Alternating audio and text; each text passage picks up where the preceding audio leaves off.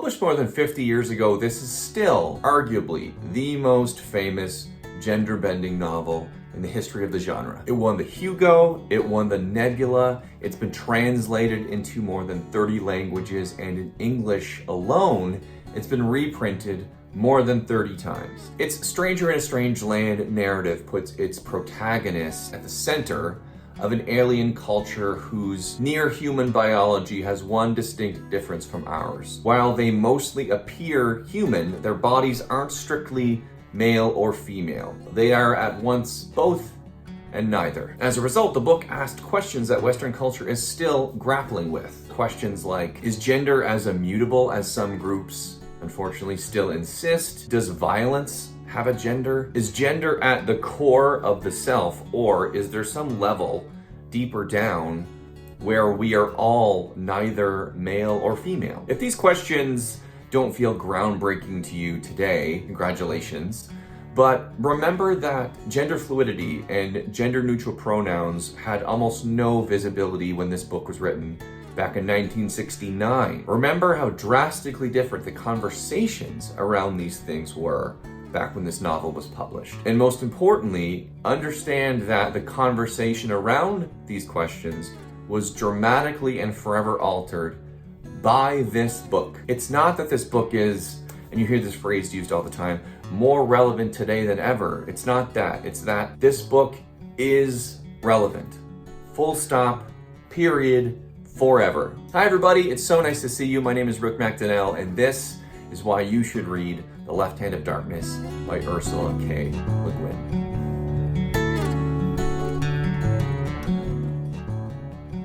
So what's it all about?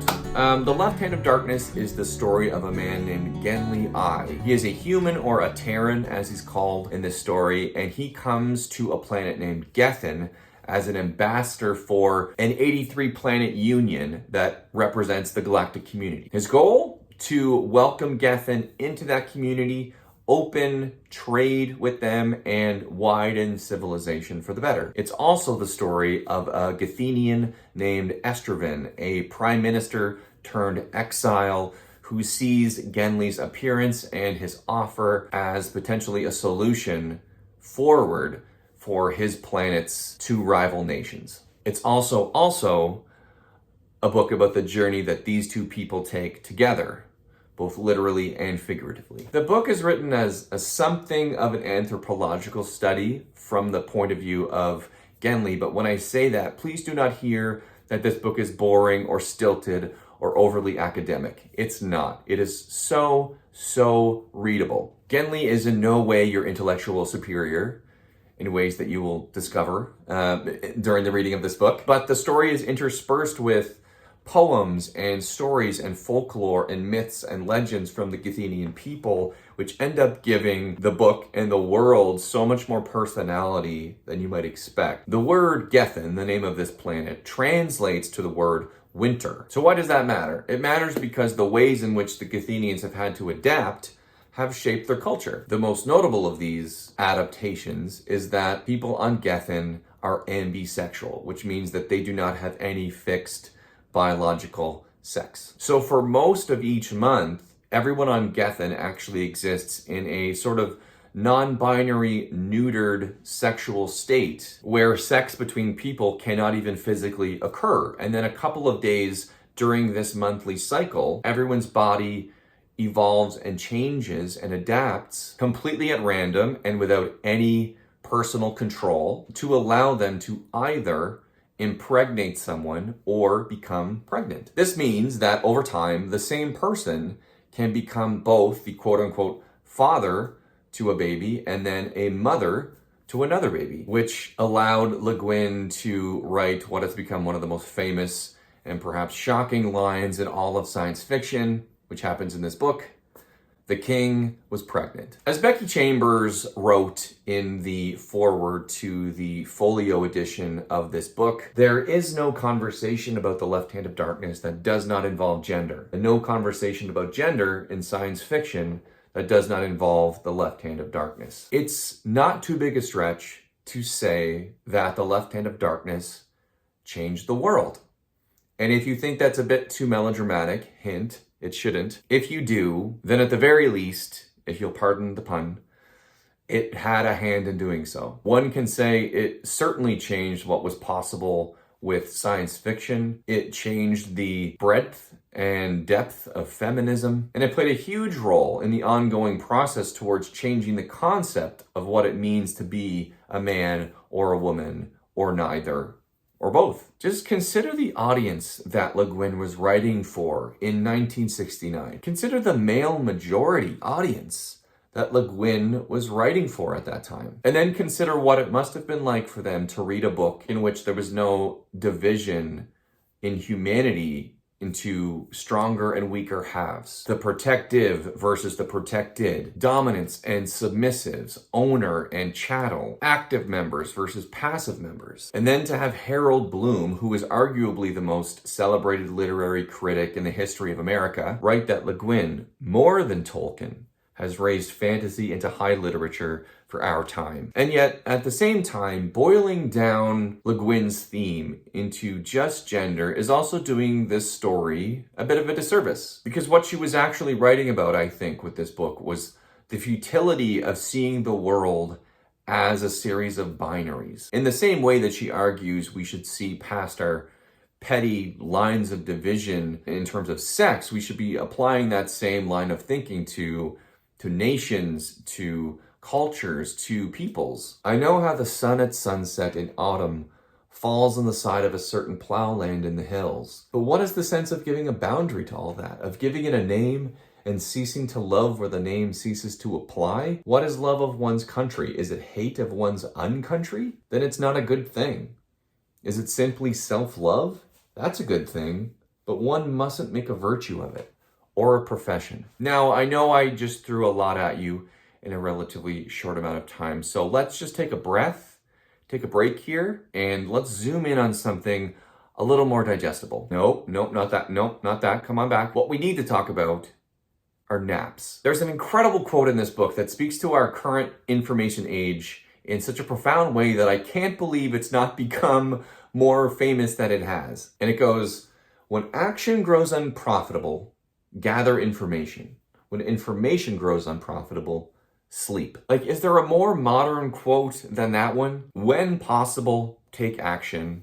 When taking action isn't getting you anywhere, learn. When learning something isn't getting you anywhere, chill the fuck out and relax. I hate to break it to you people, but you can't fix all the world's problems through Instagram. You just can't.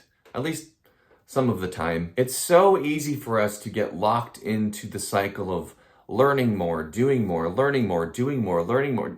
It's exhausting. Both habit and the fear of doing nothing are powerful forces. But I bring this up because I think it's important to remind ourselves that sometimes the quickest way to feel better and then do better is just to rest, take a break, sleep on it. So let's talk about why Guinian biology is so important inside the world of this story, and then why I think it's important that you read it. It's through this thought experiment that we get the novel's most important through line. Genli's journey from a close-minded, masculine, maybe even misogynistic cultural envoy to a more inclusive, curious, an open-hearted person. Guin is no hero. He's not Luke Skywalker. He's no Doctor Who. He's an unarmed man on a distant planet, completely out of his cultural depth and at the whims of events he rarely or barely understands. The villains of this story are